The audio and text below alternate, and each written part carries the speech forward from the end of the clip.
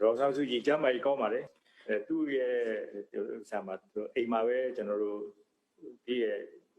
သူစားစနစ်တကျရှိပါတယ်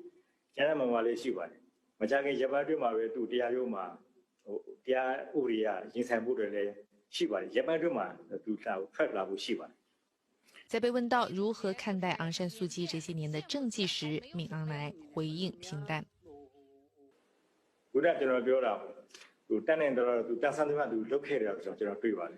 所以您对昂山素季参加国家建设这几年的一个综合评价是，他尽力了，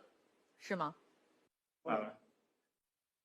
今年4月底，关于缅甸问题的东盟特别峰会在雅加达紧急召开，东盟领导人达成了关于缅甸问题的5点共识。在何时可以落实这5点共识问题上，敏昂莱说，欢迎东盟国家提出的友好建议，但缅甸现目前的首要任务依然是平定国内局势。所以总结就是，缅甸现目前还没有准备好来落实这东盟达成的5点共识，是吗？慢慢的。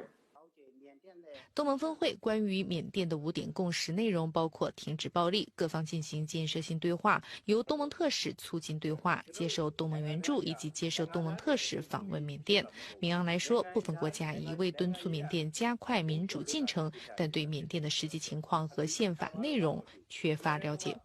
凤凰卫视付小田、曹宇北京报道。